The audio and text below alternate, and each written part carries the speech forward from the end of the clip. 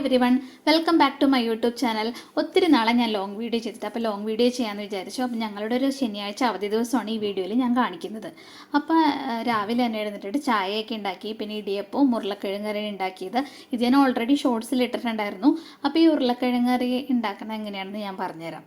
ആദ്യം ഉരുളക്കിഴങ്ങ് നമ്മൾ ചെറിയ കഷ്ണങ്ങളാക്കിയിട്ട് കുക്കറിലിട്ടിട്ട് ഉപ്പിട്ടിട്ട് വേവിക്കുക. പിന്നെ ഒരു ചട്ടിയിൽ വെളിച്ചെണ്ണ ഒഴിച്ചിട്ട് കടുക് പൊട്ടിച്ചിട്ട് നമ്മുടെ വെളുത്തുള്ളി, ഇഞ്ചി, പിന്നെ സവാള, പിന്നെ ചെറിയ കഷ്ണങ്ങളാക്കി അരിഞ്ഞ പച്ചമുളക്, കറിവേപ്പില ഇതൊക്കെ ഇട്ടിട്ട് വഴറ്റുക. പിന്നെ അതിനകത്തേക്ക് കുറച്ച് മഞ്ഞൾപ്പൊടി ഇടുക. പിന്നെ നമ്മുടെ ഉരുളക്കിഴങ്ങ് വേവിച്ച് വെച്ചിരിക്കുന്നത് കൂടി ഇട്ട് കഴിഞ്ഞിട്ടുണ്ടെങ്കിൽ കറി റെഡി. ടേസ്റ്റിയുമാണ്. ഇതൊന്ന് ട്രൈ ചെയ്ത് നോക്കുക.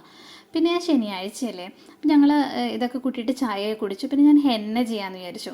അപ്പോൾ അതിന് വേണ്ടിയിട്ട് ഞാൻ ബീട്രൂട്ടാണ് എടുത്തത്. ബീട്രൂട്ട് ചെറിയ കഷ്ണങ്ങളാക്കി ഇടുകയോ അല്ലെങ്കിൽ അരച്ചിടുകയോ നിങ്ങൾക്ക് എങ്ങനെ വേണമെങ്കിലും ചെയ്യാം. അപ്പോൾ ബീട്രൂട്ട് ഞാൻ ചെറിയ കഷ്ണങ്ങളാക്കി അരിഞ്ഞു.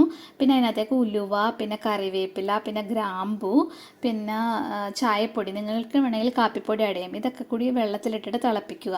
എന്നിട്ട് ആ മിക്സിനകത്തേക്ക് നമ്മുടെ മൈലാഞ്ചി പൊടി ചേർത്തിട്ട് ആ മിക്സ് നമുക്ക് ഫ്രിഡ്ജിൽ സൂക്ഷിക്കാം ഒരു 3 മണിക്കൂർ. അതിനുശേഷം നമ്മുടെ തലയിൽ അപ്ലൈ ചെയ്തിട്ട് ഷാമ്പൂ ഒന്നും ഇടാതെ കഴുകിക്കളയുക. പിന്നെ നിങ്ങൾക്ക് നെക്സ്റ്റ് ഡേ നീലയമരി നിങ്ങൾക്ക് വെള്ളത്തിൽ ആഡ് ചെയ്തിട്ട് അത് തേച്ചിട്ട് ഷാമ്പൂ ഇടാതെ കഴുകിക്കളയുക. പിന്നെ എന്താണ്, അപ്പം നല്ല കറുപ്പ് നിറം കിട്ടും. പിന്നെ അന്നത്തെ ദിവസം അനുപേട്ടൻ കുറേ മീൻ വാങ്ങി വന്നിട്ടുണ്ടായിരുന്നു. അപ്പം ഞാൻ 2 മീനുണ്ടായിരുന്നു, അയില മീനും കിളിമീനും. അപ്പോൾ കിളിമീൻ ഞാൻ പെട്ടെന്ന് തന്നെ മസാലയൊക്കെ പുരട്ടിയിട്ട് വറുത്തെടുത്തു. പിന്നെ എന്താണ്, പിന്നെ അത് കഴിഞ്ഞിട്ട് നമ്മുടെ അയിലമീൻ ഉണ്ടായിരുന്നല്ലോ, അയിലമീൻ കറി വെക്കാമെന്ന് വിചാരിച്ചു.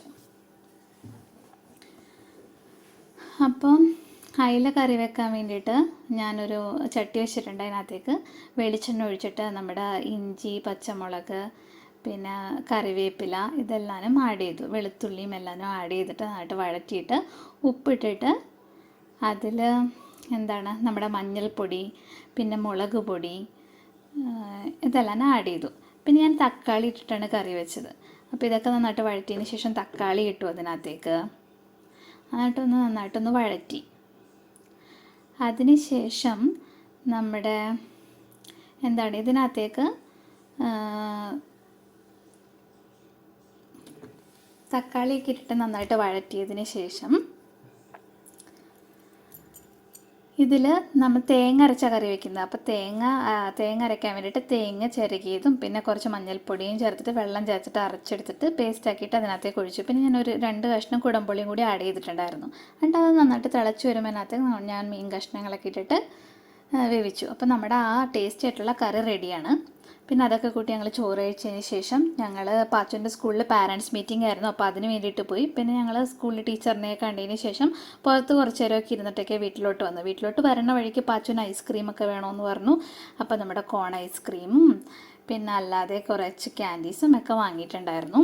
പിന്നെ കേക്ക് വേണമെന്ന് പറഞ്ഞിട്ടുണ്ടായിരുന്നു പാച്ചു. അപ്പോൾ കേക്കൊക്കെ വാങ്ങി, ചോക്കോബാറൊക്കെ വാങ്ങി. വീട്ടിൽ വന്ന് ഞങ്ങളെല്ലാവരും കൂടെ ഈ കേക്കും ഈ ചോക്കോബാറും ഈ ഐസ്ക്രീമൊക്കെ കഴിച്ചു. ഇതൊക്കെ കഴിക്കുമ്പോൾ എനിക്ക് നമ്മുടെ പണ്ടത്തെ ഒരു സേമിയൊക്കെ ഇട്ടിട്ടുള്ള പാലൊക്കെ ഒഴിച്ചിട്ടുള്ളൊരു ഐസില്ലേ, അതെനിക്ക് കഴിക്കണമെന്ന് തോന്നി.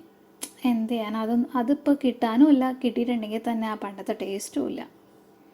അപ്പോൾ അതൊക്കെയായിരുന്നു അന്നത്തെ വിശേഷം. ബാക്കി വിശേഷങ്ങളൊക്കെ ആയിട്ട് ഞാൻ പിന്നീട് വരുന്നതായിരിക്കും. അപ്പോൾ thanks for watching video. Bye bye.